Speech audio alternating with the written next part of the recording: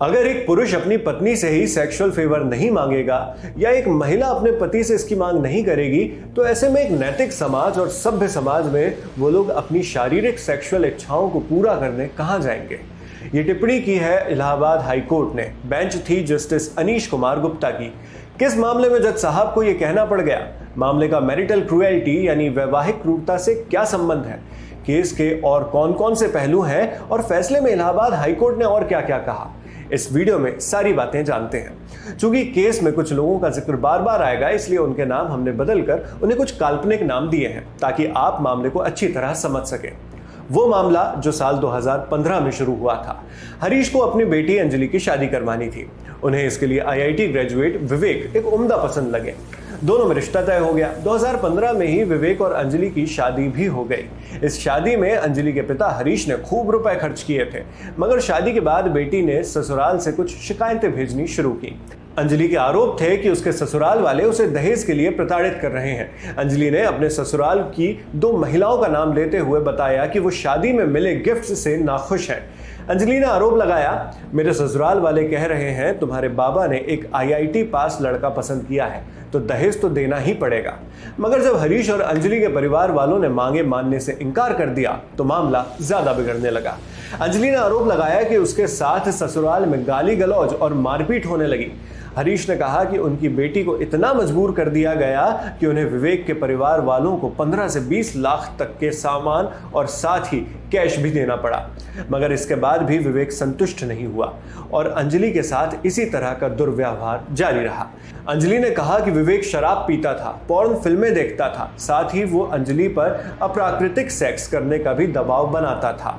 अप्राकृतिक सेक्स यानी unnatural sex किसी ऐसे सेक्सुअल गतिविधि को कहा जाता है जो रिप्रोडक्शन यानी प्रजनन के लिए जरूरी नहीं है। अंजलि ने एफआईआर में यह भी कहा कि विवेक उसके सामने बिना कपड़ों के घूमता है और मास्टरबेट भी करता है। जब अंजलि इन चीजों का विरोध करती तो वो उस पर कोई ध्यान नहीं देता, उल्टा उसे और परेशान करता, जैसा कि दावा किया गया है। जब दोनों में विवाद बहुत ज्यादा बढ़ गया तो विवेक ने अंजलि के पिता हरीश को बुलाया और उनके साथ उसे नोएडा भेज दिया, जहां अंजलि का मायका है। अंजलि को उसके मायके छुड़वाकर विवेक खुद सिंगापुर रहने चला गया। अंजलि ने भी जिद की, मैं तुम्हारी पत्नी हूं, मुझे भी अपने साथ लेकर सिंगापुर चलो। तो विवेक ने इनकार कर दिया, कहा पहले अपने माँ बाप से पैसे लेकर आओ। इसी तरह 8-9 महीने बीत गए। फिर जुलाई 2017 में अंजलि पहुंची सिंगापुर।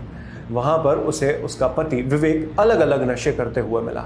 फिर से आरोप लगे कि विवेक सिंगापुर में भी अंजलि को प्रताड़ित कर रहा है, इसलिए अंजलि को सिंगापुर में खुद के लिए नौकरी खोजनी पड़ी। इस नौकरी से अंजलि को जो भी तनख्वाह मिलती वो विवेक की डिमांड्स पूरी करने में लगा देती।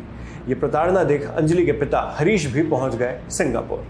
फिर से उन्होंने कोशिश की कि दोनों मियाँ बीवी के बीच सुलह करवा दें। ये सारी बातें अंजलि के लगाए गए आरोप हैं। मगर इस शादीशुदा जोड़े का असल विवाद शायद सिर्फ पैसों और दहेज तक सीमित नहीं था।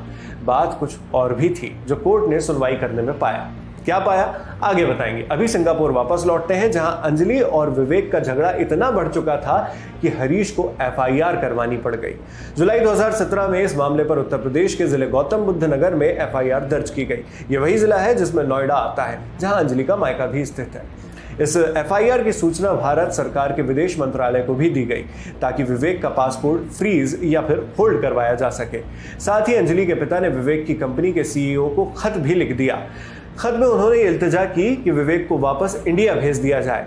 इस मसले को हल करने के लिए पहली कोशिशें मध्यस्थता केंद्र की ओर से हुई, जो लगभग 4 साल बाद मार्च 2021 तक चलती रही, लेकिन फिर भी मामला सुलझाने में नाकाम रही।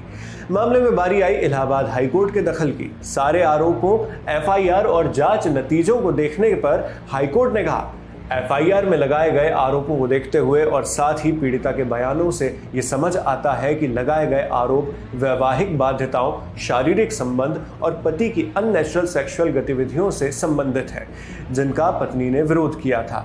जिस दुर्व्यवहार और मारपीट की बात पत्नी के बयान में आ रही है वो पति की सेक्सुअल इच्छाएं पूरी न करने की वजह से है, न कि दहेज की मांग के चलते।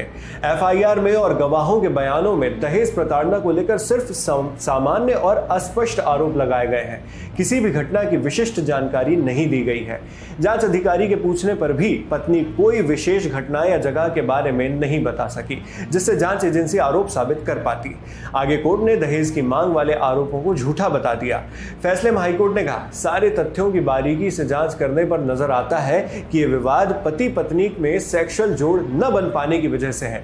इसी विवाद के चलते पत्नी ने पति पर एफआईआर करवाई, जिसमें उन्होंने झूठे और मनगढ़ंत आरोप लगाए, जैसे दहेज की मांग, प्रताड़ना और उत्पीड़न के आरोप। अगर एक पुरुष अपनी पत्नी से या एक महिला अपने पति से ही सेक्सुअल फेवर की मांग नहीं करेंगे तो फिर वो एक नैतिक और सभ्य समाज में अपनी सेक्सुअल इच्छाओं को पूरा करने कहां जाएंगे। बताई गई किसी भी घटना में पत्नी को कोई चोटें नहीं आई हैं, इसलिए मामले को देखते हुए अदालत का यह मानना है कि केस में आईपीसी की धारा 498A के तहत कोई क्रूरता होने की कल्पना भी नहीं की जा सकती। इस मामले पर इलाहाबाद हाईकोर्ट में आखिरी सुनवाई 25 सितंबर को हुई थी। यह सुनवाई जस्टिस अनीश कुमार गुप्ता की बेंच ने की थी। तभी कोर्ट ने केस के फैसले को रिजर्व रख लिया था। यह फैसला डिलीवर किया गया 3 अक्टूबर को। अदालत ने जब दहेज प्रताड़ना के आरोपों को मनगढ़ंत बताया तब कुछ पूर्व फैसलों का रेफरेंस भी दिया, साथ ही कुछ अन्य तर्क भी शामिल किए गए। उन तर्कों के साथ फैसले को कंक्लूड करते हुए कोर्ट ने आखिर में कहा, इस कोर्ट का मानना है कि दर्ज करवाई गई एफआईआर दहेज मांगने के सामान्य और अस्पष्ट आरोपों की एक मनगढ़ंत कहानी के सिवा कुछ नहीं है, इसलिए इस केस को बंद किया जाता है और गौतम बुद्ध नगर जिले के महिला पुलिस थाने में दर्ज एफआईआर भी खारिज की जाती है। इस तरह यह केस खारिज हो गया, लेकिन जरूरी नहीं कि मामला यहां समाप्त हो जाए, क्योंकि यह फैसला हाईकोर्ट की सिंगल बेंच ने दिया है। इसके आगे इलाहाबाद हाईकोर्ट में ही डिवीजन बेंच भी है, जहां 2 जजों वाली पीठ सुनवाई करती है। अगर शिकायतकर्ता का परिवार फैसले से असंतुष्ट है तो वो डिवीजन बेंच में अपील कर सकता है। इसके बाद सुप्रीम कोर्ट का रास्ता भी खुला ही है। वैसे एक बात यहां पर फिर से स्पष्ट कर दें कि मामले को विस्तार से समझाने के लिए हमने कुछ काल्पनिक नामों का सहारा लिया था। ये नाम केस से जुड़े असल नाम नहीं है। साथ ही कोर्ट का जजमेंट अंग्रेजी में आया था, हमने आप तक उसका भावानुवाद पहुंचाया है। विस्तृत जानकारी के लिए आप कोर्ट रिकॉर्ड्स का रुख कर सकते हैं। फिलहाल आप इस खबर पर क्या सोचते हैं, हमें कमेंट बॉक्स में लिखकर बताएं। मेरा नाम है शेख नाविद, कैमरे पर मेरे साथ है आलोक, और जिन साथी ने इस वीडियो को एडिट किया है उनका नाम भी आप डिस्क्रिप्शन बॉक्स में देख सकते हैं। देश और दुनिया की खबरों के लिए आप बने रहिए दी लल्लन टॉप के साथ। शुक्रिया।